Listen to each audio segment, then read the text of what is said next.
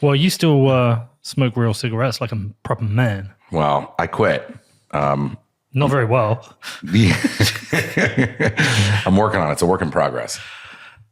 Don't go to these. Yeah, well, those are just so addictive. That's the issue. Like, and I was vaping for a long time and quit vape. And quit for like 2 months, like perfectly. And then just like drip, drip, drip, like came back a little. And I was like, well, I'm not going to vape because then I'll be vaping everywhere immediately. So that was the idea, was like, I'll quit. I'll smoke a cigarette here and there to help quit the vape. It's the vicious cycle. I think it's a good strategy. I think cigarettes are easier to give up than the vape. That's what I'm thinking, because this thing you can just like vape anywhere. And I did. And I'm sure you do too. It's just so easy. Do you vape on a plane? No comment. What were you telling me? Mashinsky's been arrested. Yeah, apparently Alex Mashinsky was arrested by the DOJ, right? Celsius founder, CEO guy, charged. SEC, CFTC both brought cases against him, and also the FTC, the Federal Trade Commission, has some kind of weird order against them, which is, I think, the first time I've heard about that agency involved in crypto. So they're alleging a widespread multi-year scheme to defraud users of Celsius. Do they not know that he invented VoIP? Did he? That's what was that his prior life? That's what he starts every panel I ever moderated or thing I ever did with him in the old days. That would always come up, but I invented VoIP. That's his like credentializing to start the conversation. Yeah. I think even that was disputed. Yeah. Yeah. He's definitely not listed on Wikipedia. It's weird because that guy, like, you would see him at like conferences sometimes, and I didn't know him or even really ever talk to him ever, but I would see him occasionally, and he's the kind of guy that just walked around and you looked at him and he just looked like guilty and sad. Like he just does.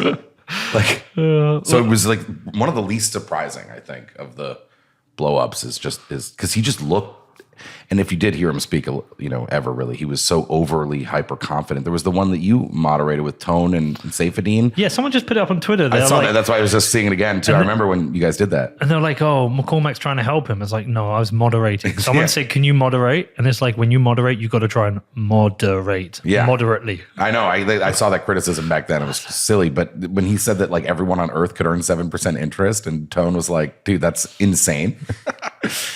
I haven't seen Tone for a while since he accused me of being a communist, but it was good to see him. I like Tone. I like historic Bitcoin Tone. Mashinsky, fuck that guy. I hung out with him a few times at conferences, like moderating panels. New York, I did one in and Hong Kong, Token 2049. He was there. Mm-hmm. There was something always shady about Celsius. Yeah, but I guess he might end up in jail. Yeah, I mean, like criminal charges for doing bad deeds in crypto are starting to become a thing. Yeah. Are you going to rap for us? Yeah, I'm going to rap. I got to rap for you. I can't believe this when Daddy told me. All right. I'm not rapping with you. Yeah, I mean, I used to like, been rapping since I was 14. Like, we had various like friends of mine, various rap groups.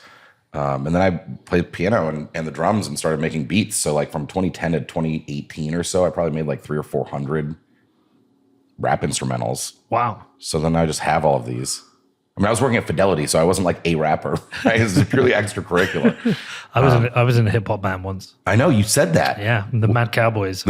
Yeah, with a Z. With a Z. Our first group was called the Uncouth Establishment. It's like pretty good name for like 15-year-olds. That's kind of a Bitcoin name. Yeah, I know. In fact, we need to resurrect that. I was with my friend Alex Farber, so we were at rival schools, but we were the only two kids in each school like hip hop. Yeah. And they announced a band night at my school. You know those like band nights? And we're like, let's do a hip hop band.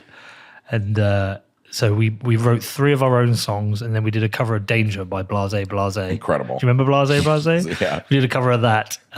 And then 2 days before it, the day before, I put my hand through a window. See a scar? Oh, man. And I was in hospital, and I was like, I've got to play this gig. And they said, you had to stay because I had an operation. And I checked myself out.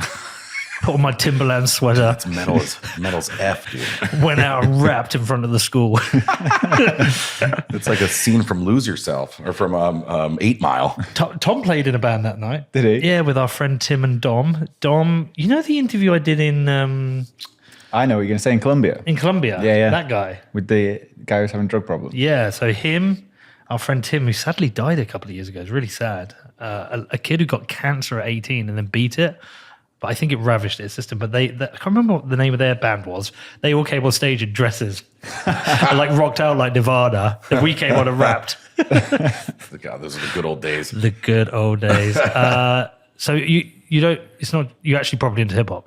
Yeah, properly. I mean, I've been listening to rap music since I was maybe like 12. I mean, I pirated Slim Shady LP in like 1999 and sold it on CDRs throughout my middle school. Love it. Like, can you agree with me that modern hip hop and rap is shit? yeah, I totally do agree. I don't like these. I don't know what to call it now, but it was like the trap rap influence that really got excessive. But I mean, there are a couple names that I like out there in that genre, like Polo G and like I like Juice WRLD, although R.I.P. But but there is a whole other class of rappers that are like pushing back on that, right? Like Kendrick and Eminem and Logic and Joyner Lucas. Like they literally actively talk shit about.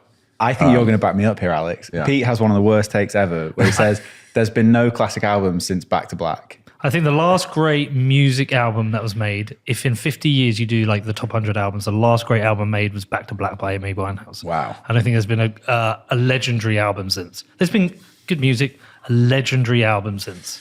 It's the last great album. I've got some weird takes on this, and I don't know why this is coming to mind. It's not rap at all, but 1989 by Taylor Swift, I think is an absolute banger of an album. I don't mind Taylor Welcome Swift. to New York. I literally don't think I know a Taylor Swift song. Dude, I said To Pimp a Butterfly, though. It's not my favorite Kendrick album, but I think it's a classic album. Well, people have been talking about Taylor because of the whole SBF, like FTX thing with her, where she had supposedly like turned down a sponsorship because she was asking incisive questions about whether FTX traded unregistered securities. Did you see that whole story? No, but I love it. So apparently she was like so incisive. She like was before she took Sam's money to like rep FTX. She's like asking about the Howey test and stuff. Turned out that's not true. Like actually they did sign it and Sam backed out of this deal. That was like what recently came out. So anyway, that's why Taylor Swift is on my mind when we talk, Bitcoin markets. I don't mind it. She's just announced a tour in the UK. If my daughter wants to go, I'll go. But I think Kendrick Lamar is massively overrated. You think so? I can, honestly. Dude, Good Kid, Mad City, that double album is banger, dude. No, don't Banger. like it. To Pimp a Butterfly was fire. Like I like him a lot. He recommended I checked it out. I don't think Kanye's done anything decent for ages. Yeah, that's Yeah, true. Kanye is a polarizing figure. Like setting aside his personal life, like even in music, right? Because he's evolved his music so much. But like College Dropout, like the first album is like an absolute, masterpiece. Yeah, and I love that track he did with Dilated Peoples. I used to love that. Yeah, of course. But I don't. I think about shit now. The only stuff. My son's really into drill. Do you listen to any of the UK drill stuff? No. One act you will kind of know kind of crosses over a little bit with that is Central C. Yeah, I gotta check him out. You don't know Central C? So some of the stuff my son plays me, I'm like, it's okay, but I think the lyrics are shit. Yeah. I don't think people write any good lyrics anymore. And so I'm always playing him old stuff and trying to get him into just kind of like the stuff I listen to. I mean, this is like iconic, right? Like everything was always better. Like, yeah, we're all going to think that. I had this joke. I was thinking about this joke. I had this tweet, which I haven't tweeted because it's a little incendiary, but it's like we need all these old people to die. All right. So that we can take over and live forever. Right. Like, and that's like, I feel like every generation's attitude. I've made a rapper friend through Bitcoin. Oh yeah? Yeah. I've made friends with R.A. the Rugged Man. Dude, R.A. is sick. Dude, that song, Famous, I'll Make You Famous. You know that song? His first album. I love R.A., dude. He's crazy. So his first album, what was it called? He did the track Lessons. R.A., what's the message for today? I went to see, he toured, he didn't play the UK, but he played Amsterdam. So me and my ex-wife went out to see him. It's like 25 years ago. I mean, I love the guy. He ends up following me on Twitter and then just like starts asking me about Bitcoin. Let's go. Yeah, so we've been trying to set it up to get him on the pod. Dude, I love R.A. Yeah. That is niche like quality rap right there. Yeah. The song I'm not gonna do like the rap because it's a little vulgar too. He's a little bit of a vulgar rapper, but Do you know his old Famous, story? I'll make you famous. I forgot. I used to know He got it. signed to like Jive Records back when that was. Yeah, like a big. Yeah, then he kind of had like some kind of mental breakdown, and then it didn't happen for him, and then he disappeared for a while, and then he came back and did that. I can't remember. Was it called Lessons or? His first album? Yeah. Die Rugged Man Die. Yeah, Lessons, is that the first track? Uh, I guess I don't. yeah, it is, yeah. I don't listen to that much. The only time I tend to listen to hip hop now is after my son puts some of his shit stuff on. I make him listen to good stuff. Well, what about like Chronic 2001? Yeah, that's a great album. Absolute fire, dude. But that's old school. Yeah, it's like it's like on the cusp, right? I'm digging out my old playlist. Dre was supposed to release his like follow-up album for like Never 15 came. years. I think he did. He did actually finally release an album. But It's not that was good. under like a different. I think that was a whole new album. I know, that's what I mean, because he was supposed to have. He had that song "I Need a Doctor" with M. Yeah. Yeah. That was supposed to be like I think a single on this mythical album that never got made. Yeah. So I always put on this playlist for my son. It's like Mobb Deep, Lost Boys, Yeah. Big L, Rugged Man, back. Rakim.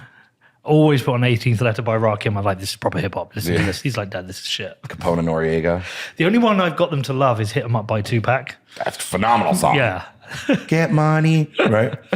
Yeah. It's a First off, I'm not gonna do that one. Yeah, I'm not gonna do that one. Yeah, I mean, dude, Tupac though, awesome discography too. Oh man. R.I.P. Oh man. I The lyricism now though is terrible. Like on balance, Terrible. there are some rappers out here still trying to like write actual poetry, but like it's bad. yeah, it's terrible. Yeah, the mainstream is Which is setting you up now it's rough. to show them how to do it. I'm gonna come in and show these young kids. Show these motherfuckers. Honestly, if I hadn't done a podcast for the last 6 years and my voice got a little bit more Yeah. English and posh, I would have rapped with you, but I would sound like a fucking idiot. Well, one day we'll do a live. Yeah, we do a Okay, gig. we'll do it live. Yo, motherfuckers. Ready to go? I do a covers one with you. All right. You should say Intangible Coins is my rap name. Yo, Yo, live on What Bitcoin Did. It's 2023 and I'm ever on mission. You can't shut me up, dog. I'm censor resistant. I'm falling down a rabbit hole, no ripcord, kid. See me spitting bars on the pod, what Bitcoin did. You could hear me on a beat, dropping Bitcoin heat. Or see me on the street with Danny and Pete. Or catch me at the park doing hashes after dark. Cause when I go to start my flow, I never ever LARP. Yo, I keep it savage. I spit above average, no pitiful salad, only digital cabbage, no chat GPT. I'm a true rhyme bot with generational raps, dog. Call it a time lock. I'm throwing everything at you. The kitchen sink, the vacuum, even the doormat when I come to attack you. And Peter McCormack standing ready to slap you. And a whole mem pool of homies ready to smack you. let's go. That was fucking That's so wicked, good. man. Love that. It's fun. Yeah, I'm a bit too middle class in Bedford to write raps anymore. I get it. I did want to write one once about being that kind of person. I was Those like, types of satires, raps Yeah. are so good. I was working on one about not being a bad man because I've got anxiety and a pension plan. They're fucking brilliant. That's I love good. that. So you you don't have a rap name? We use Not really. Just like usually, and right now I'm using my. I'm like in ClearNet, dude. I'm doxxed, right? So it's just like Alex Thorn, I think, at this point. damn. Yeah, I mean, or if anything, Intangible Coins, which is my Twitter handle, right? Just like I was MC Cormac. that's pretty good. Yeah, I like that. MC Cormac That's good. from the rough streets of Kempston. I mean, because keep in mind, right? Like I only started. I think when doing rap publicly is something I do on my podcast, which is the Galaxy Brains podcast for Galaxy. Like I'm the head of research at Galaxy. I'm essentially on a corporate podcast. So there's no real reason at that point to have like a pseudonym, you know? You should ask to change your job title to head of rap I at know. Galaxy. I think Novo God. called me the Galaxy's poet laureate once. I was like, that's pretty good. I should get that. Do you have guests on your podcast? Yeah. I would maybe rap on yours first. To bring you on and you rap Bring me there. on as I a like that. setup. I'll have to practice with Danny first. I think Rob Hamilton is the only guest I've had that brought their own rap also. It was all about mini script. Of course it was. what would I rap about? Dude, you got a lot to rap about. You got to talk Bedford. shit about Ted Lasso. Football. He's not real. Fuck Tottenham. I'm at Zuby. Get in touch with Zuby. Can we write some raps, man? Dude, good to see you. Big shout out. Big thanks to Galaxy for sponsoring Royal Bedford Ladies. Yeah. That is so fucking cool. When you guys got in touch, to be honest, I've been pestering Fabiano, our mutual friend, for ages saying support this. And when she heard about the ladies, she said she was actually going to get involved. And then you guys got in touch and said, what can we do? And I was like, will you sponsor our ladies? And they said, yes. Yeah. So big shout out, because we have, it's something like 200, I think it's more than I thought, 270 girls aged 7 to 18 playing in our junior teams. And we've got 3 senior teams now. And I think we've got a disability team. I think so, or a walking team. I can't remember. And every single player is getting all new kits. And I go along to their training sessions. They're all in they've got kits, but they don't match. They don't have, they've got some have got sweaters, some haven't. Depends if their parents have bought it. Now, every kid's getting a full kit. They're getting a training top. They're getting a waterproof, and they're all going to look the same. So firstly, that's super awesome. Secondly, we're going to pay our ladies first team. I think we will definitely have the best budget, and people will criticize us for that, but they shouldn't play for free. They work for the brand Royal Bedford, and they have to travel, and it's expensive, and it makes us competitive. And also, we can put more money into our hardship fund, which means any parent whose kid can't play because their parents have got no money because times are tough, we have a hardship fund which we can use for that. So no kid cannot play football because of money in Bedford, and that's because of Galaxy. So thank you so fucking much. Honestly, I get a bit emotional thinking about it. It means so much. We're extremely proud and happy to partner with you guys because, I think just personally, there's a lot of us that are big fans of Real Bedford, and look, we love sports. Right? We have a lot of athletes at Galaxy. We love football. We want to support women, and we just love the idea, dude. And separately, I've got the jersey. We just love the team, dude. We love what you're doing over there. It's one of the coolest things I've seen in Bitcoin. We're starting to get a lot of these really cool things. We're here in Nashville at the park. It's also it's almost like a surreal level of thing that you're building there with Real Bedford. Similarly, how I'm shocked at how effective the park is too. But we're just really happy to be involved. Yeah, I'm going on about it a lot at the moment, and I'm going to repeat something I've said in a different show in case they didn't hear it. But we get a pushback on the football a little bit. Proper hardcore Bitcoiners I don't give a fuck about football, and I keep saying this again and again. Forget that it's football. It's a Bitcoin project. We're using the Bitcoin cheat code. And because of that, a whole bunch of kids are going to get to play football that can't. Amazing. And a whole bunch of people are going to learn about Bitcoin because of it. So forget it's football. It's a Bitcoin project like Bitcoin Park. Yeah. If you like Bitcoin Park, you should like Rail Bedford. It's the same thing. I agree. Different lens. But thank you so honestly. It's having people like you and all the other sponsors means we're making a real difference to a small town, Bedford is a deprived town. Yeah. And we're taking on the big boys. I love it. Well, you guys got promoted to the men's team, right? You guys won the league. Won the league and the cup, so we won the double. Yeah, so this isn't just a marketing effort. You guys are the real deal. We work hard. Danny, you've been there. It's hard work. Yeah. There's a big shout out to Emma, my assistant, who now basically runs the club. My son, Connor, who's working hard, all the management. Will, who does all our social media. Everyone involved works so hard. Today, they've been arranging goalkeeper tops for the friendlies, the friendly tomorrow, sorting out the clubhouse. There's endless stuff. Everyone's working hard to make this happen, and no one gets paid for it. It's all volunteer. Yeah. It's all our extra time. It's amazing. But it is the Bitcoiners team, and I believe this is something, if Bitcoiners get behind, will be super successful. Yeah, I love it. We're just happy to be involved too. And also just it's an easy, all the good that you guys are doing. It's easy, right? It's not a pure marketing for us. It's just a way to get involved and help people and promote Bitcoin also. Yeah, the Bitcoin cheat code. Let's give a shout out to Sebastian as well from your team, who's been really super helpful and supportive. Shout out to Novo. I reached out to him and thanked him, and it is a Galaxy project, so thanks to them. And just hopefully we'll do you proud. Our goal it's an ambitious goal because the ladies finished bottom of the table last year. The only reason they didn't get relegated is one team dropped out. So they stayed in that division. Mm-hmm. We're going to try and win the league from finishing bottom. That. And I think we've signed some cracking young players. Women's football's growing so fast. I don't know if... Actually, it grew here in the US first. Yeah, it did. Yeah, the US actually led the way with women's football. When I was growing up, Mia Hamm was an all-star. She was very famous. And that, I remember, blew the doors off women's soccer in the US. I have to call it soccer if we say US. All right. Call it football when we talk about it. If you preempt it with US... Who's the other player? Hope someone. Well, there's like Rapapo, right? And Yeah. they had the last team had a bunch of stars too from the last World Cup. Well, the English ladies just won the Euros, which is Yeah. like the World Cup in Europe, Yep. And the World Cup's starting soon. And it's been a really interesting thing supporting because there is this like undertone of jokes and misogyny about women's football. It's bullshit, but it happens. Yeah. But the way I look at it is different. The way I wrote about it in our program is that my dad played football when I was growing up. I played football. My brother tried to play football. Right, I played. And my mum washed all our kits, took us to training, supported us. And that's a case up and down the country. And I think it's now time to give it back to the ladies and support the ladies now that football's growing. Some of the senior teams have been brilliant. What Arsenal have been doing for their ladies team's incredible. Barcelona's, I think, didn't they sell out the new camp one game? Did they? Yeah. Wow, that's amazing. Yeah, Arsenal Tottenham ladies sold out the Emirates Stadium, 50,000 people, I think, or Wow. something.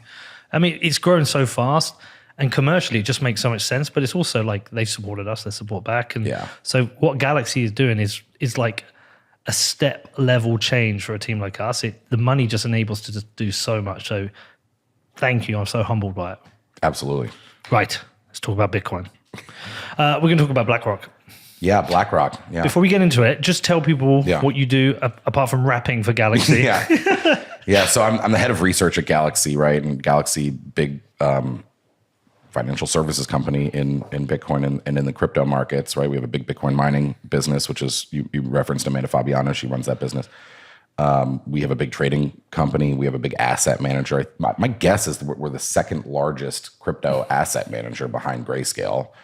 I think whatever our last public number is, like 2.5 billion under management there, right? So I run research across this whole organization. So that's generating insights for internal and external clients, as in publishing public research. You can go and see all our research at galaxy.com/research.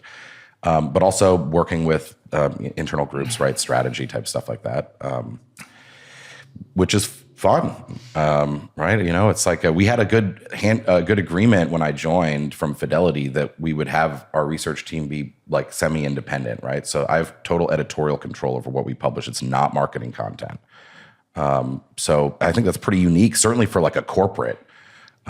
It's a little bit closer to the way the like big banks and brokerages operate their research, which is that it's, you know, nobody takes like the word of some analyst at a big bank that is like the corporate line for the bank, right? It's like a smart person's view.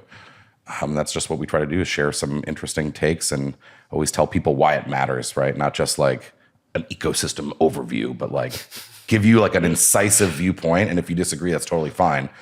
But we generate a discussion that way. Well, I read your thread about BlackRock, and I'm going to refer to it a lot because I think there were some good insights to it there. But just let people know who BlackRock are if they don't know, and what they're up to and why this means so much. Yeah, so I mean, it's a big deal because BlackRock is the largest asset manager in the world, right? So they're a mutual fund and an ETF company primarily, right? iShares is their ETF complex, and it's massive, right? I think they've got, you know, over 8 or 9 trillion under management. I forget the exact number. So they're the biggest.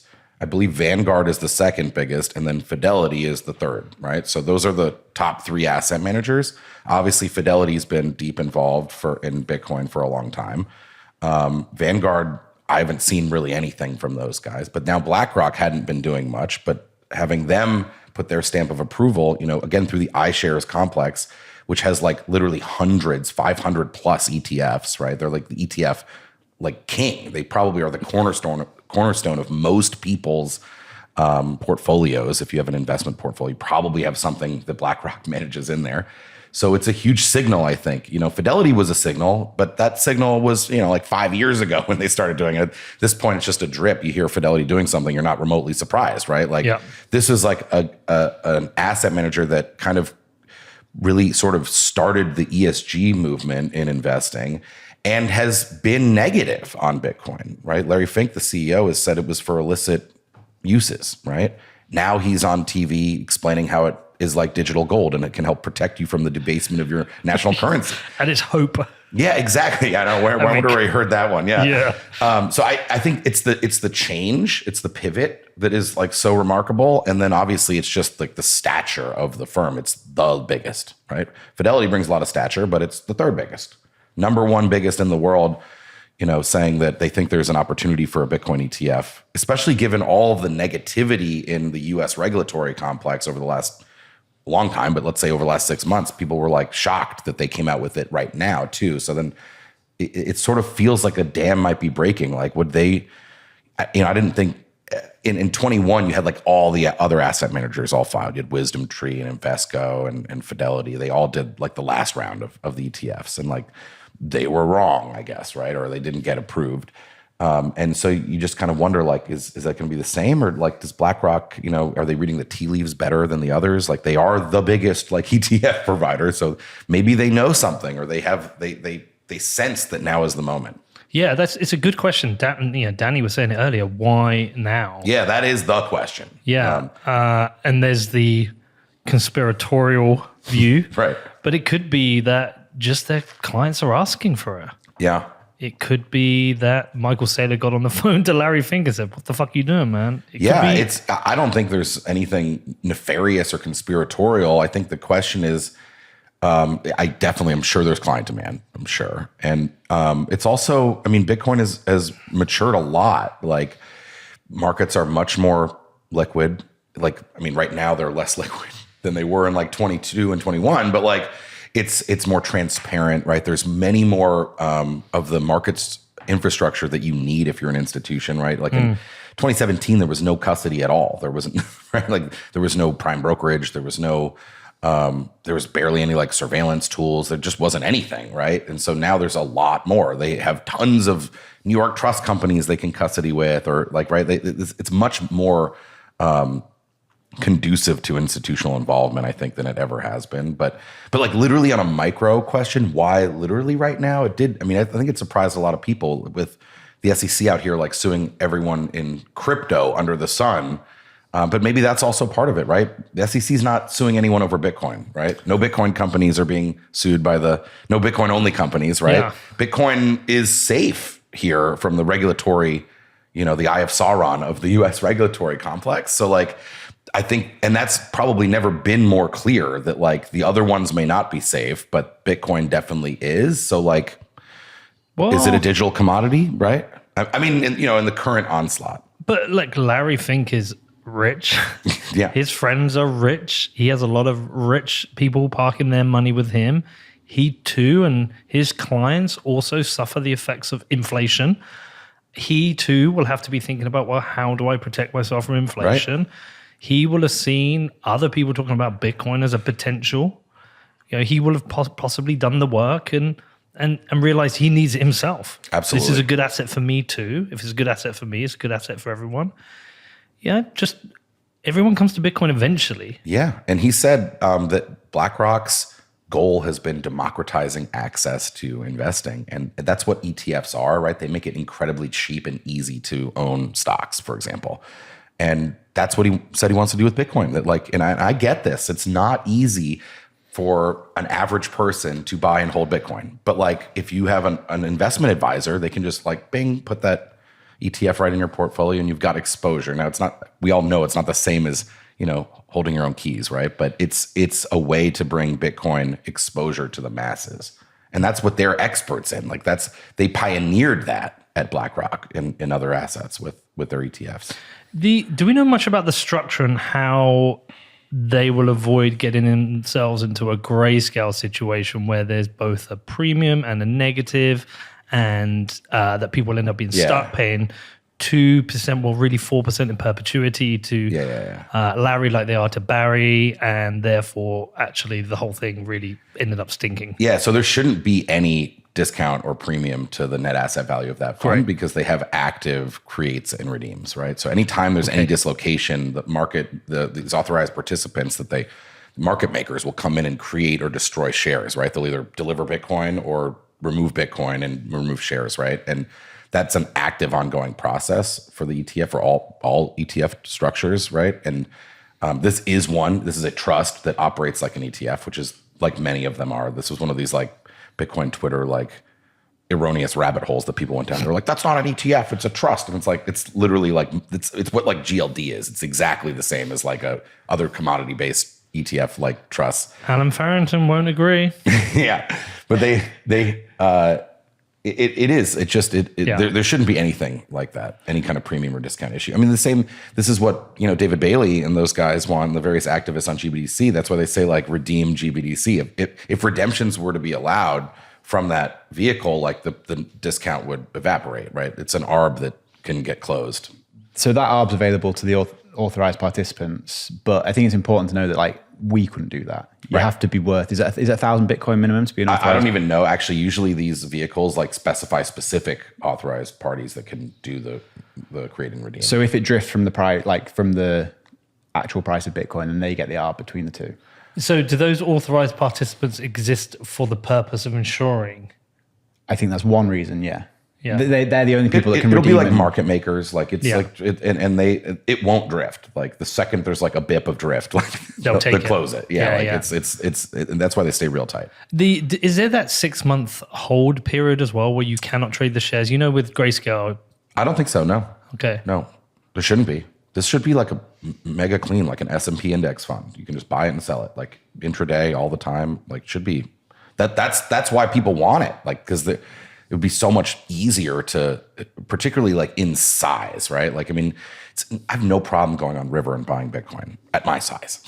But if you're like a sovereign wealth fund, like even, Bitcoin's pretty liquid globally, but like, it's not like move 100 million in and out of it liquid without impacting the market. Like we need more Bitcoin access vehicles will drive a lot more liquidity. And so something like an ETF like should increase the liquidity profile significantly of Bitcoin, which by the way, lets way more people get involved, right? If you can't get into a tiny asset if you're a giant asset manager, no matter how good a bet you think it might be, it's like impossible. But this might be a naive question, but how does this change that? Because even if you want to get into the ETF, they still have to buy the underlying Bitcoin. Well, the idea is it's just so easy that it'll be big. Like, how did BlackRock get the Bitcoin?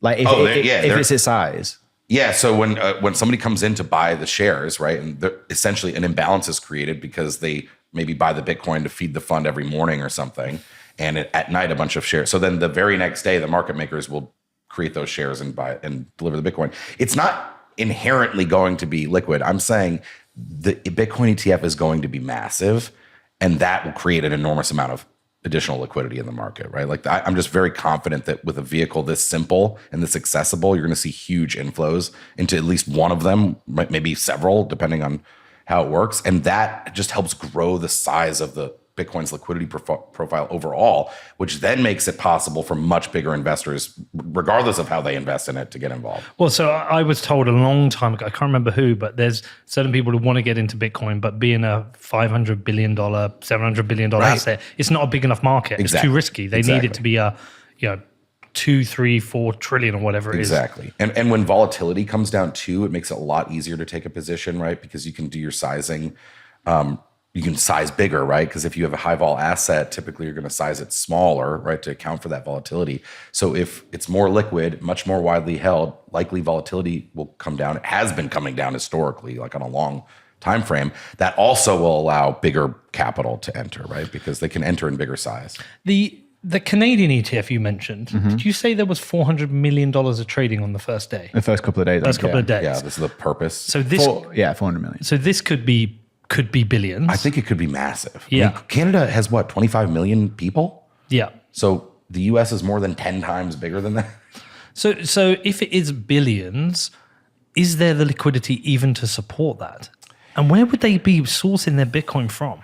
Yeah, I think they've said, BlackRock specifically, that they're going to use Coinbase. I don't know if that's if that will be how it happens. I think they can change that, right? But the surveillance sharing agreement question that all of them are like answering, they've all picked Coinbase as the spot market that they have a surveillance sharing agreement with.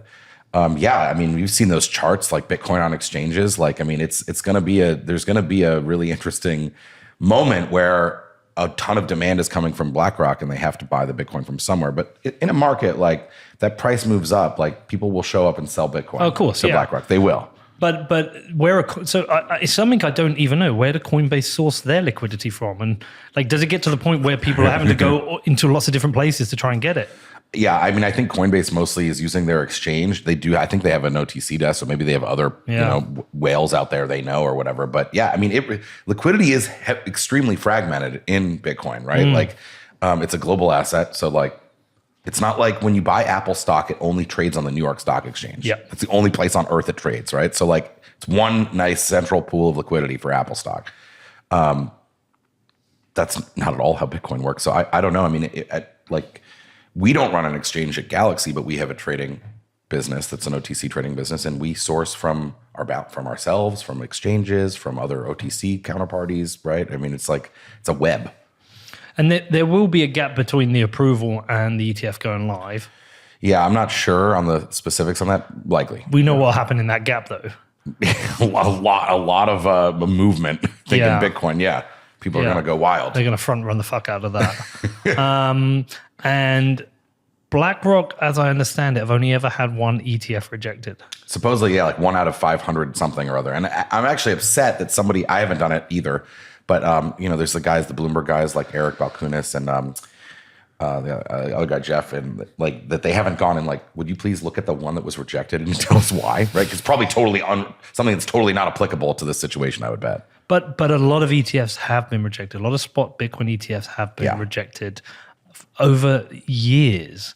And I know it's upset Hester Peirce a lot. She's regularly dissented based on that. Yeah. Who was the previous prior to Gensler? It was Jay Clayton. Jay Clayton. I think I even heard him come out recently and was critical. He was a little bit critical, yeah. He's been pretty measured overall in his criticism of the SEC. I think it's sort of like a collegial, like that was your agency, like he respects the agency. But yes, I heard much more critical commentary from him too. I mean, Hester Peirce has been saying that like they're using a completely different standard to reject this ETF compared to all others. And it is absurd, right? Like they want the regulated market of sufficient size with surveillance sharing agreement. That's like the main ask, right? But like gold, oil, those have ETFs. Like gold doesn't trade in one regulated market, even remotely. You can buy gold on the street in India, like anywhere, right? Pawn shops could affect the price of gold. Oil is literally run by a cartel, literally, right? Like, so it just, the standard just seems off to me. But I don't know. I mean, it's the SEC has bitten off a lot. Right. I mean, they're also rolling the dice in court cases all around the country right now. And they may have strong cases in one or another, but like court is, I mean, anything can happen in court. Well, they just lost to Coinbase. Yes, that was like a pretty narrow. This was on. Didn't Coinbase force them to have to provide? I can't remember what it was. No, so they have the thing on their writ of mandamus. Which is, so they didn't really lose. It's like, this is them suing the SEC, Coinbase suing them, saying you have to respond to our rulemaking petition from last year. And they did respond to the suit. They didn't actually do the rulemaking or respond to that. They actually said, basically, we need like another 180 days. But there's a lot of pressure coming. I mean, I think Warren Davison. I think Congressman from Ohio has been putting a lot of pressure on them, especially Gensler. There's a lot of calls to have Gensler fired. I think it's just it's incredible that they haven't done formal rulemaking for the cryptocurrency markets in 4 years. So like it's true that we have a lot more clarity. I don't think we can say as an industry that like it lacks clarity. It did lack a lot of clarity. I think now it's pretty clear what the SEC's position is. It's just extremely stifling, right? And so. And it's not to say there aren't like reasonable asks in some cases what they want, right? Protecting consumers makes a ton of sense. There's certainly been a lack of it across a lot of the crypto complex, no doubt.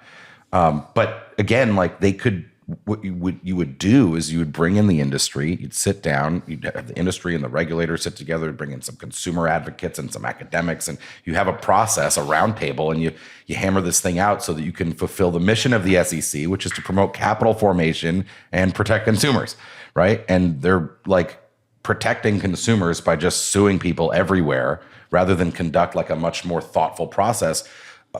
Rishi Sunak and like the FCA and His Majesty's Treasury in the UK have been much more thoughtful on this. actually like doing work and thinking about like how would like a Bitcoin market fit into our existing structures and blah, blah, blah. The thing is like with the court cases, like you can win a court case and like not win the way you want and not get the precedent you want, or you can lose it, but have it not really be a loss, right? There's such a range of outcomes that can happen. Like the SEC in a worst case scenario for them could lose big ones, all of them, and find all of their power curtailed, right? Like that's totally possible. Like, or they could win them all and the entire like cryptocurrency industry in the United States could be like obliterated basically, including the Bitcoin companies. That's also a possibility. It's a really risky, like high octane strategy of just plowing all of this through the courts. So, what do you think is happening though? Do you think this is all politically motivated? Do you think it's the power of people like Elizabeth Warren? I think that there were a lot of lacks of disclosure in crypto that deserve to be looked at, right? Like I'm not totally against the SEC's view here that like something needs to be done. I just hate the way they're doing it.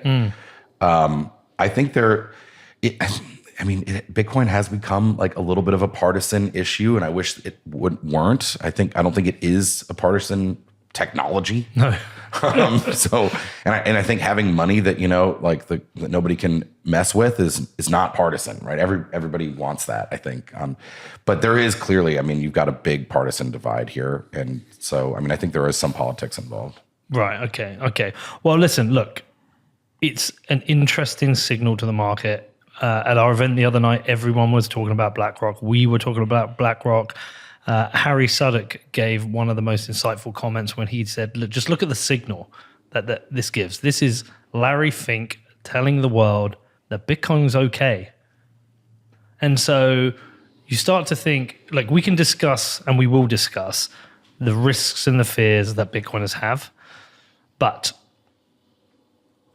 you could see, or you are, it's almost like I'm feeling this like shift in narrative. You could see some of the mainstream press report on Bitcoin in a different way. You could see them sending journalists out to actually properly report on mining. Yeah. Properly report on what's happened in Texas, in ERCOT. You could see them, because we've had it with Forbes. We've had it with Forbes with some great work, some great journalists doing some great work, properly reporting Bitcoin. And so that narrative shift could come off the back of this. Also, every institutional investor who looks at Larry Fink, who a few years ago said we need to be ESG compliant, now we'll be thinking we need some Bitcoin in our portfolio. Right. It's a huge shift. It's a big signal. And again, because of who Larry Fink and BlackRock are, it's like a huge, huge signal. I think that's undeniable. I also think this is the beginning of what hyper-Bitcoinization looks like. Like people want Bitcoin everywhere. Like that means it's going to be everywhere. It's not going to be like, we're not going to take over the world with, whichever of the lofty goals, a Bitcoiner has for Bitcoin, whether it's to replace gold or to be the world's reserve currency or to demonetize, these monetary premiums like real estate and stuff. That's not going to happen like on the back of Raspberry Pi nodes alone, right? Those are going to be there. It's going to be an important backbone of the network, but like you're going to need like market access vehicles, right? You want it. You don't just need it. You want it. If Bitcoin's going to be global money, it needs to be everywhere. It needs to be in every single system that uses money, right? Think about how many forms of fiat money there are, right? You got the credit cards, the debit cards, the in-flight, the ACH, the wires, like that. We need all of that for Bitcoin if it's going to reach its, the mountaintop of its loftiest ambitions. And so the ETF, I think is a very clear, like positive thing for Bitcoin adoption. It's the inevitable institutionalization of Bitcoin, which you talked about in your thread. Yeah. So let's talk about the risks and the fears. Yeah. Okay. So in an ideal world, everyone buys their Bitcoin and self-custodies. When you're buying the BlackRock ETF, you don't hold or own the asset. And look, if you're going to trust anyone, trust in BlackRock, partner with Coinbase to custody, is a pretty good starting place. Yeah. Coinbase have an almost unblemished record in custody. I say almost because I can't 100% say for their entire history if there's been any issues without having a look right now. I don't think they've ever been victim of a hack. I'm not aware. No. So, and like whatever you think of Coinbase, by the way, a lot of people listening will Sure. hate Coinbase. Fuck Coinbase, fuck Brian Armstrong. But they are the kind of company that a company like BlackRock can work with. Right. And so you've got that exposure, but you don't have the asset. And we don't know if something funky might happen later on. Something regulatory funky might happen later on. We just don't know. Yeah. And now I know you think that's less of a risk, or you worry less about it. You said to me last night. Yeah. I mean, no, you absolutely don't own the underlying asset. If you buy GLD, you don't own the gold. You don't have gold coins, right? If you own an ETF, you don't even have the underlying stocks. If it's an index, right? Like you have shares in a vehicle that owns something else. So I totally agree with that. And my, aside from I'll talk about like the risk of you being rugged, but separately, even from that, like this is one of my main reasons I don't want to use these vehicles is because if we are right and Bitcoin becomes like global money, you don't have Bitcoin.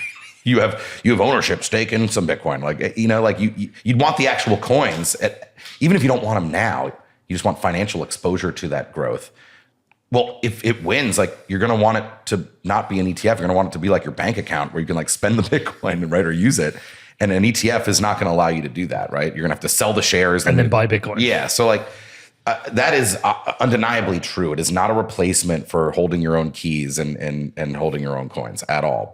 And it is only financial exposure to the asset. It is not possessing the asset. So all the risks that come with that are clear, right? Like you said, the custody risk.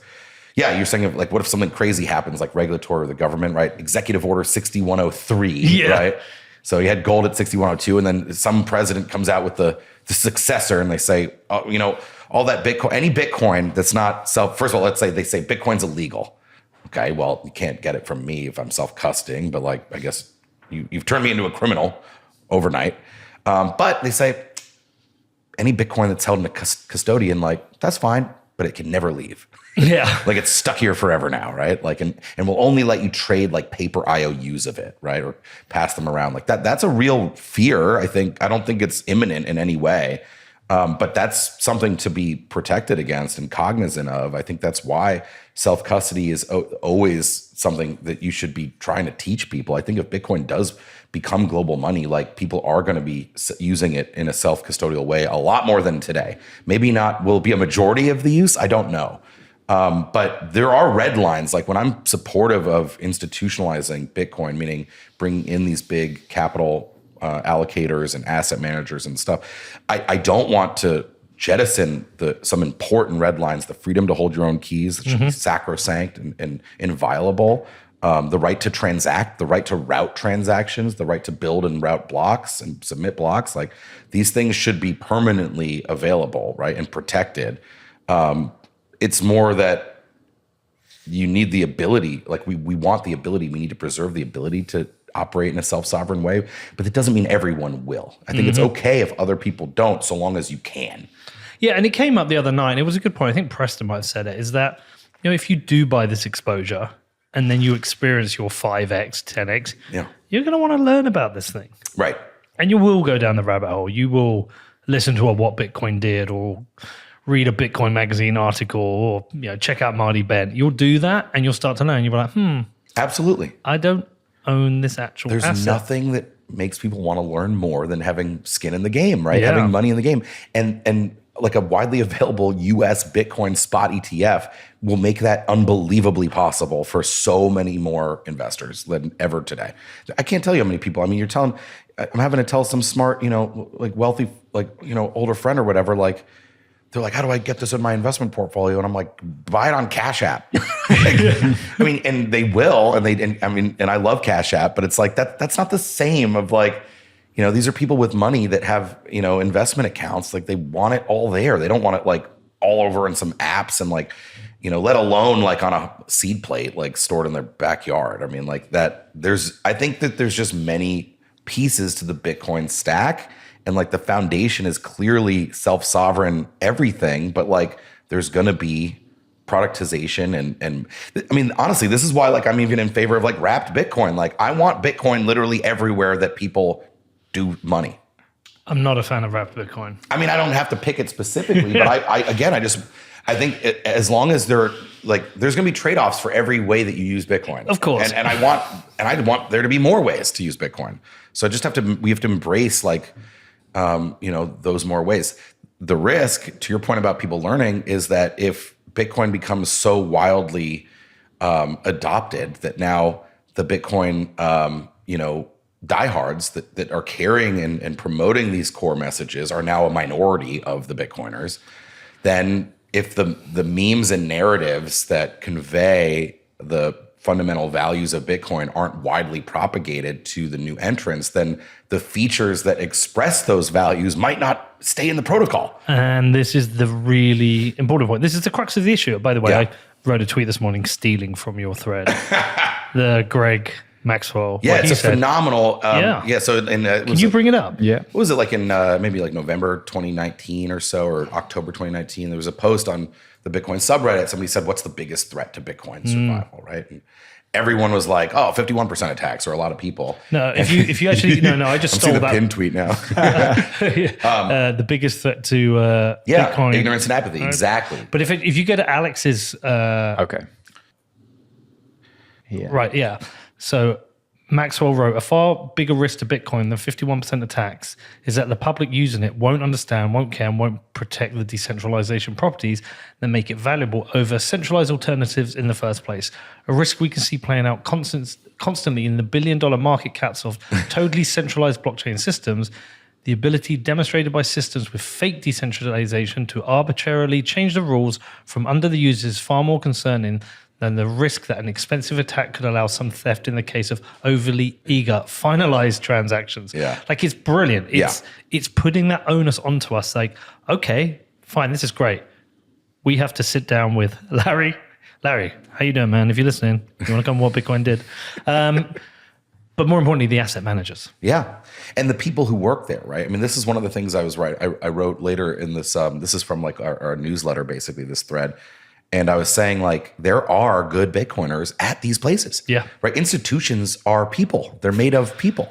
And so we've got to empower those Bitcoiners. We've got to support them, literally in some cases, like give them material. Like if they have, I mean, I've worked with a lot of people, right? Our clients and counterparties are institutions. So I've gone through this, right? You've got someone from a big asset allocator, right? Like a pension or an endowment.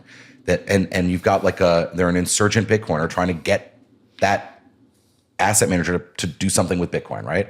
And they're like, maybe like oftentimes it's like a middle management, right? It's very rare you get like a Fidelity where it comes right from the top of the house, right? Usually there's like some Bitcoiners, they're trying to like agitate to do something in Bitcoin, and like they will reach out. I will work with these people and help and give them the information, like help them sell it, right? Because and help provide educational material about what Bitcoin is and why it matters and why it's interesting, right? And like that's what. So again, rather than reject like out of fear or like because it's not cypherpunk, the BlackRocks of the world, like we need to be embracing them and teaching them and showing them the way, because if we don't, like there is a risk that like. The masses will. I can imagine it's like it could be like an election issue. It's like the year's like 2052, and like such and such is running for president, campaigning on hard forking Bitcoin, right? Yeah, like that's possible. No, like, you're totally right. So we've got to make sure that those narratives and the truth, the values of Bitcoin are understood and widely propagated. We need to be more inclusive about it, right? The very online like toxicity just simply won't do. It might. Well, hold on. So. Look, these people want access to the underlying asset or an appreciation in the value of the asset. They understand at least that if I own this, my money might be worth more in the future, right? Cool. So, but there's a reason why the underlying asset has value. Right. And so we have to educate them that you could be destroying the value of the thing that you want. Right.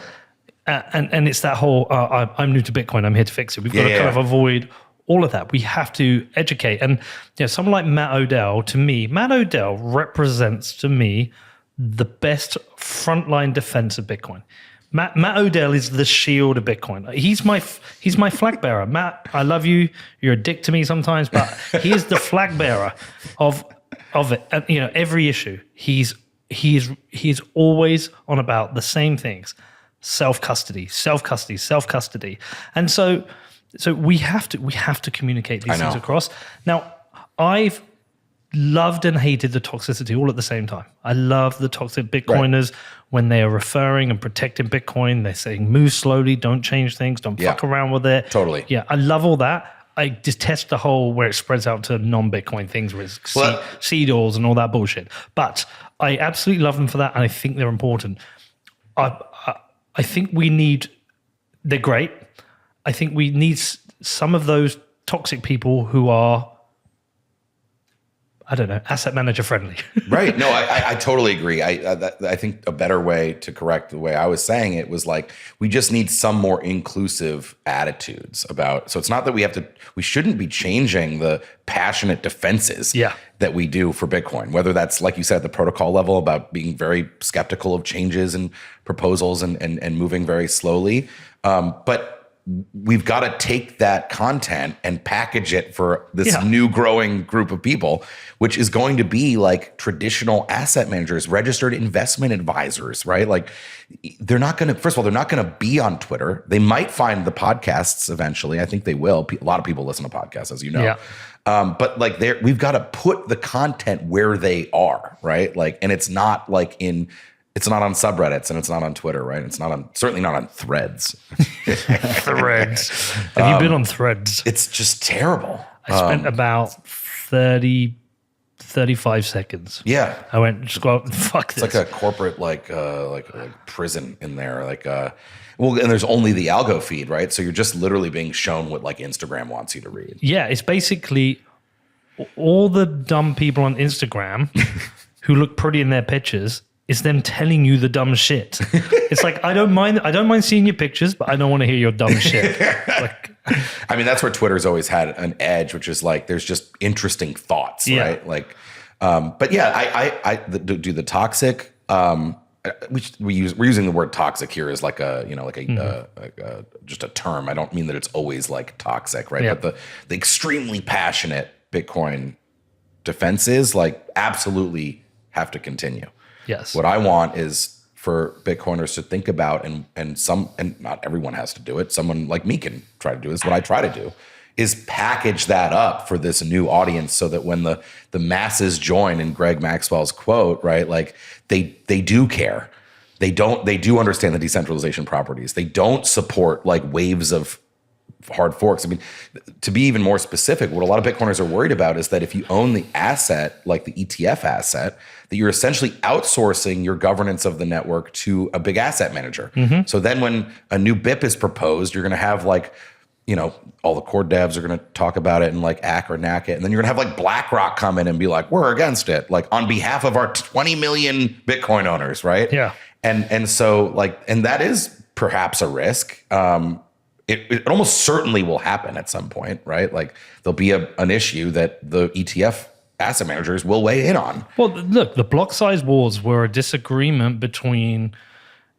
Would you say it's fair to say the block size wars was a disagreement between devs and those who had a business interest in how people would use Bitcoin? I think that's fair, yeah. Yeah. And the New York Agreement, which the devs didn't go to, was essentially those people who were building out the commercial services. Right. And you could then see, well, what is the equivalent of that?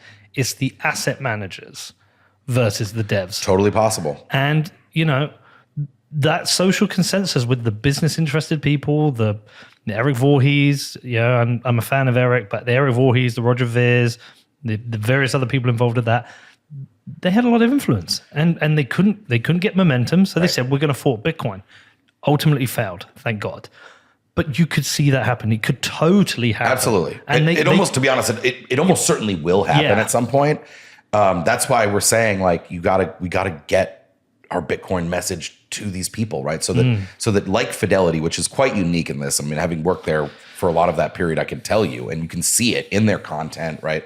There are Bitcoiners there. There is a Bitcoin culture. It's driven from the top. Abby Johnson loves Bitcoin. She's amazing. She just loves Bitcoin, right? Bitcoin and tennis. Yeah, it's amazing. So like, but not everywhere obviously has that like culture of a Bitcoin backstory that Fidelity had. I mean, it's literally built into the culture, right? It was Bitcoin. It was Bitcoiners, not blockchain people, that started the Bitcoin work there, right? It wasn't, but we've got to help those people at the BlackRocks and the others like be empowered, understand how to take the values and talk about it in a way that resonates with their clients and their leadership and whomever else like that. But a couple mitigations here too. We don't have to worry. It's probably inevitable that something like this will happen. And you know, I hope Bitcoin developers and node runners and miners, like I'm pretty confident in the game theory still working. And I don't think if the game theory work, it can't only work between the New York Agreement businesses and the devs and miners in the 2016-17 incarnation of Bitcoin. It's gonna have to work when it's like the node runners are like Fidelities and BlackRocks, and the game theory is gonna have to work at that level too, or it simply won't work. Well, the game theory was worked, but it was close, man. There was a time I remember it was dicey. That was a dicey summer. Yeah, and when you talk to some of the people, the backdoor chats, the threats that people went through, I'm not going to name people. People were telling me they were getting threatened. Yeah. You know, there were dicey But luckily, times. it's global. So BlackRock's huge, but like there's still a whole other big world out there that may not support their proposal, whatever it is. It's just I don't know that all asset managers would necessarily band together the way most of those businesses did in the New York Agreement. But it's the changing of the guard. Who are the big, 10 years time, who are the big voices in Bitcoin who lead narrative? Will Jimmy's song be replaced by an CNN financial reporter? Right. Or a BlackRock analyst or something, like a Zoltan Posar. Yeah. Will this podcast be replaced by Joe Rogan as the voice for it? Who are those voices who have the influence? It's a fascinating question, right? Because again, if like you believe in like hyper-Bitcoinization, some version of Bitcoin being like much more widely adopted, whether it's for digital gold or spending or whatever it is, like there's going to be a ton of other people. Like who's the big thought leader in like the US dollar? You know what I mean? Paul Krugman. Exactly. But I mean, like, you're right. It's not like niche people that helped construct the technology behind it. Yeah. Right. When it becomes so much more mainstream, like you're going to have mainstream people are going to be big in Bitcoin. That is at the core of what Maxwell, I think, is warning about in 2019 in that post. And it's inevitable. Like Bitcoin can't be successful without facing that problem. Like this is a wall of worry Bitcoin must climb. So I think that's why things like, what Bitcoin did, Bitcoin Park, the Bitcoin Commons, the Pleb Labs, the on the ground stuff that is, explaining, teaching, educating new Bitcoin entrants. That is the army of advocates, but they've got to go out and understand, in my view, that wall of worry must be climbed. There will be institutions in Bitcoin. They're already here, and they can't. You're not going to be able to like get to that point with Bitcoin just sitting back saying like, oh, Bitcoin doesn't care, it's going to work out. No, dude, we've got to help them understand why Bitcoin is valuable. And you got to scale the culture. Exactly. And this is a really tricky area. So one of the things we struggled with this podcast is that I'm a British guy from Europe, primarily dealing with an American audience. We speak the same language, but we're culturally very different. Okay, we see the world very different. And every time I'm making something, there is a coercive pressure to perhaps think a little bit more like a conservative or a libertarian in America, whereas we're a little bit more liberal over in Europe. This is like audience capture, right? Yeah. The concept of like you end up like echoing back what your audience wants to hear. Not you specifically, but any speaker, influencer, podcaster, yeah. Dude, you feel it. It drags you in. It's like a gravity, and we fight against it. Me and Danny talk about it regularly. It's like, what is our honest, authentic position on this? Because Tim Pool is a great example for me. Tim Pool is somebody who I believe fundamentally gave up all his principles and is completely captured by his audience. He loves blowing that dog whistle for his audience. Fine, you go ahead and do that, monetize that. We constantly find that and say, no, what is our... me and Danny, when he's in Australia, we speak every day for like an hour. We talk through these things, say, are we being authentic? Are we being real? What I know is the people who are coming to Bitcoin next or now are not people who are sitting there thinking, let's bring down the government. We don't need government. All we need is border forces. We can live in a perfectly voluntary society of free exchange and free markets. Yeah, I totally respect people's positions on that. Personally, I think it's naive and childish, but I totally respect their position, and I think it's a great influence on society. But that doesn't scale. Yeah. And we've got to scale I totally the agree. message of Bitcoin's principles and properties and the key pillars without wrapping it around these kind of like far out Totally agree with libertarian that. ideas, because it's not going to wash. And I think it is a neutral, pretty mainstream technology. It's very capable of being part of a much more scaled mainstream culture, because it's neutral and clean, right? Like most of this. Now, some people say it's like inherent, right? Like Stefan Livera, right? Who's a friend too, and Love him. He believes that it is inherently a libertarian technology, that you almost can't be into Bitcoin and not like go down that political viewpoint. I don't know. I think it's a lot of people. He's not wrong. That is a well-worn path. A lot of people go down that route, but it's not. I don't think it is. I think it's a pretty neutral protocol, and it absolutely has to be for everyone. Otherwise, we're going to end up with a niche, useful but niche monetary asset and technology that's mainly used by like techno-libertarian nerds. And like, that's not good enough. To me, Bitcoin's so much more than that. It'd be a huge shame if it's relegated only to that niche user base. I like Stefan. Stefan, more than anyone else, has introduced me to libertarian ideas. Yeah. I think he struggles with my worldview, but he's introduced me to these ideas, and I've read a lot of things he's recommended to me. I can totally see how you paint Bitcoin as a libertarian idea.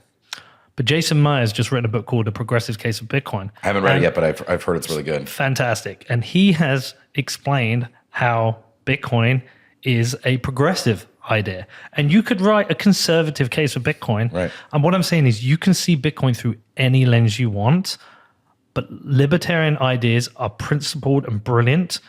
I would love more libertarian influence in government, but it doesn't scale. By the way, there's some people listening now who are fucking furious.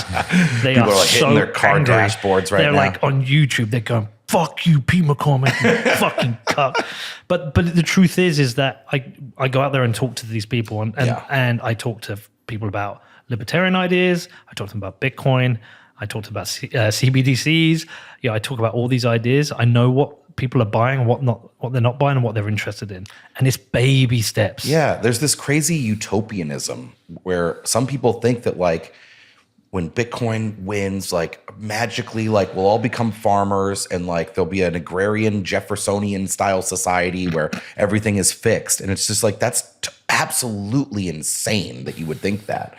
And it's weird cult-like propaganda to think that, right? The reality is like the humanity is an exceptionally diverse, incredibly urban, right? Like there's never going to be one ideology, I don't believe, that like takes over the entire world, okay? So you're not going to like win, all right? So if you want something to be used by a lot of people because you know it can help them, you've got to make it accessible to a diverse group of people, whether, from backgrounds, experiences, geographies, and ideologies. The comments on this are going to be hilarious. I am not reading the comments on this one. I'll be in there fucking replying to me when Danny will message me in the morning. He's like, Pete, get out the comments. Get out the The comments. amount of times I have to tell him off for shouting in the comments. I'm like, you fucking idiot. Don't fucking listen to my show. But like scaling the culture is an important thing. And this is hard because it's a global decentralized culture. So it's not like, let's get the culture on the phone and like get everyone on the same page. Well, that's why the principles are important. So you've got it in. Can you bring up Alex's thread again? Yep. You nailed it perfectly. Honestly, it's a brilliant thread. We'll put it in the show notes. Right. What happens when these market access vehicles are successful and bring in millions of new owners with no knowledge of Satoshi, self-custody, decentralization, or other attributes that make Bitcoin what it is? Boiling it down further, mainstream adoption, do we want it? And so this is actually already happening. Yeah. So I can give anecdotal evidence, right? If we were making this show in 2019 and I have Jimmy Song on the podcast, I love Jimmy, it's one of our biggest shows of the month, right? Right now, if we make a bunch of shows this month, if I have Lynn Alden is going to be the biggest show of the month, right, or Michael Saylor is going to be the biggest show of the month, or Luke Woman's going to be the biggest show of the month. But I can get in some random economists and make a show about the macro economy, and Bitcoiners don't even know them, and that's going to do more numbers than Adam Back, who was cited in the white paper. And I'm not discrediting anyone here. Yeah. Adam Back is a fucking legend of Bitcoin. I love him. But the point is these people coming in now, they don't know who Adam Back is.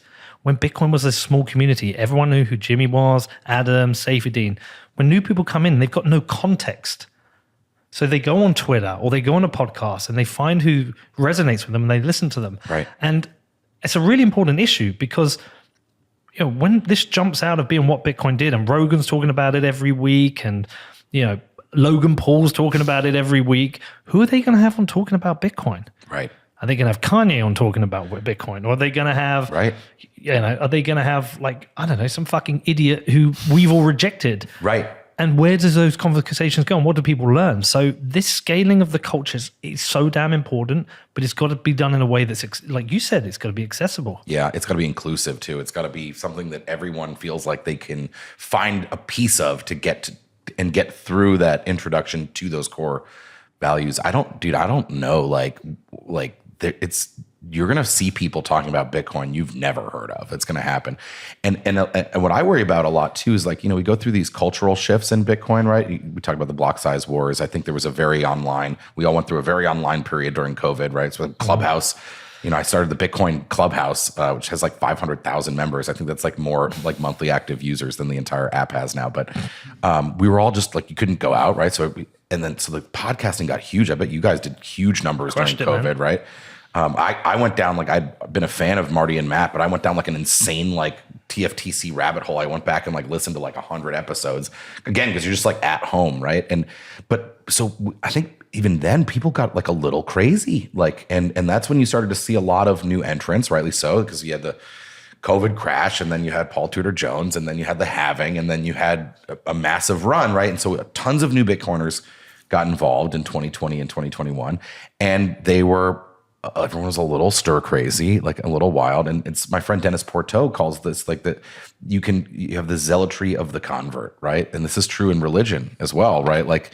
You have the newer sects of religions tend to be much more radical, right? Because it's like you're showing up late to the party and you've got to prove your bona fides, right? They've just shown up. They're all about the current thing, the current culture. They don't know those history. They don't know those the OGs. They don't know the reasons why the things are the way they are today. And that's who ends up educating a lot of the next new people, rather than people with a deeper perspective and a longer sort of view. That's what we're doing. That's what we're all trying to do. Well, that's why it'll be important to have your Marty Bents and your Stefan Laveras and your Matt Odell's constantly at the forefront. Those educators who maintain, they're far better at maintaining the principles than I have ever been. And I'm happy to admit that.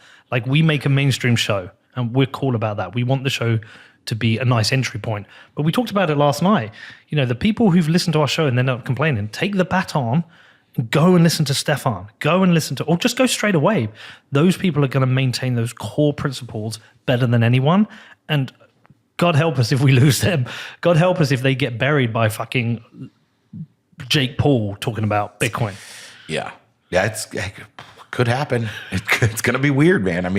This is what I was like, we don't know. I was my alarm bells are going off, not for those same reasons that people were worried about, BlackRock fork choice rules and stuff like that, right? But it was the scaling of the culture question. And we don't know. Let's hope some of the strong principled Bitcoin voices make it through to the other side when Bitcoin is widely adopted. It might be Danny Knowles. I hope not. He might be the forefront of the U.S. Treasury Secretary is going to be the biggest, whoever. Let's get Danny to be the His Majesty's Treasurer in 30 years, and he'll be the Bitcoin when Bitcoin is widely adopted. Dude, that stuff's viable and it could get fucking weird. Can you imagine the next Treasury Secretary being a Bitcoiner? Dude, absolutely. This is what's gonna again.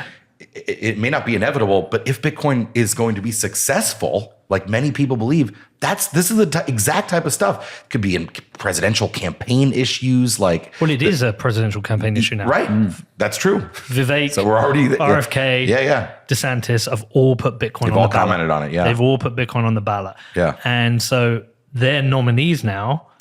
The next generation, but if the BlackRock thing is huge, which we think it will be, with Vanguard investing in every mining company out there, if it does what we think it might do over the next few years, whoever replaces Jay Powell will have to know and understand Bitcoin. Absolutely. It's crazy, but you're 100% right. I mean, the central banks of the world, the big banks of the world, the treasuries of the world, like if Bitcoin is mega successful, like it's going to be a major part of the economy they'll have to reckon with. I mean, I think that's what most Bitcoiners want. It just like, I feel like there's a blind spot where they think it's going to happen like solely through like Raspberry Pi full nodes and like regular users DCAing. Like, no, dude, like the big boys are going to be in, if it's that successful, there's going to be big players involved. And that's where it's going to get weird. Let me tell you where what I hope and where this goes. And this is one of the reasons I like a BlackRock coming in, because if Bitcoin then ends up shooting through 100,000, 200,000, everybody is going to be talking about it. I know it through every bull run, right? All my friends, everyone in Bedford knows I'm the Bitcoin guy. I hear from them once every 4 years. Yeah. Once every 4 years, Bitcoin's like 40, 50,000 last time and like 17,000 the previous time. They're like, Pete, am I too late? Should I get Bitcoin? Yada, yada. And it's always the same, right? I know. And the same is going to happen again. Yeah. But the next wave is, it's going to be everyone. Yeah. Everyone asking about it. And if everyone gets on board, and I'll be saying to them, by the way, the more important thing is you to learn about Bitcoin than buy it. But anyway, if every fucker gets on board, I think this might end up killing the CBDC dream, the CBDC wet dream that the BIS had that we discussed with Marty the other day, or all these other central banks have. And then that's where you beat China, because we know this is fucking dystopian technology. We know it's horrific. We know we don't want it. And me and Danny talked about it for a long time. Marty and Balaji talked about it, that you cannot beat China at CBDCs. They're better at surveillance. They're better at control. But you can beat them at freedom tech. Totally agree with that. And if the US leads the way, the rest of the world will follow. I think that's whether it is literally on a CBDC or if it's Bitcoin as the counterweight. The way to compete with China is not to do what China's doing. It's to do it's to offer an alternative. Yeah. Like even if you were going to do a Fed CBDC, like make it like private and secure and like make it directly competitive. Nobody wants like massive like, renminbi liability to the Chinese Communist Party. That's crazy. If you give somebody a better global money that they can rest assured is secure, they would choose that every time. And look, America has historically loved going around the world and trying to spread democracy by dropping bombs on people. And it hasn't really worked. Yeah, let's do it without the bombs and let's drop some open dimes. Yeah, instead. drop some open dimes, drop some sats. Yeah. Just give people freedom money. Yeah. And I think that will drive the world that we all want to see, which is a more democratic, fair, open and free society. And look, we criticize utopian thinking and I have utopian thinking, but like we're in this weird fourth turning phase, right? We have war in Europe right now. War can spread quick and fast. And God, I never thought we would see a large scale war in my time. And I'm at that point as a father thinking it's a non-zero possibility. And so let's get freedom money out there, and hopefully that can be a tool that stops all this. And it is very utopian thinking. I just fucking hope it happens. No, I mean, you should strive to build a better world. I don't think that is too utopian. It's like when you think though that like all the world's ills will be solved, right? But I agree. It's a scary time. I think like it's a multipolar time. The dollar is clearly not going to be like, the only big reserve currency. Like we're probably going to have some kind of like multipolar situation, like China and Russia and India, all pretty ascendant in various ways. Like, right, literally war in Europe, right? And I was thinking, I look at this war and I'm like looking at World War I and I'm like, it's just a couple like straws to break the camel's back on those alliances that turned that small incident into the global world war. And I'm worried about that too. I think it's reasonable to be worried about it. And I do think cryptographic security, like cryptographic money, right? Bitcoin, decentralized, self-sovereign money that's global, like that's a powerful, I think, counterbalance to some of the authoritarian or just like, empire building that you see in the world. All right. Well, listen, Larry, if you're listening, don't fuck this up. Maintain these principles of decentralization and you might stop World War III. Alex, Perfect summary. Cannot believe we haven't done this before. This is fucking brilliant. Hey, thank you so much, Pete, for having me. Danny, appreciate it. I'm a big fan of the pod. So, well, we will do it again soon. Again, thanks to everyone at Galaxy. Thank you to Amanda Fabiano.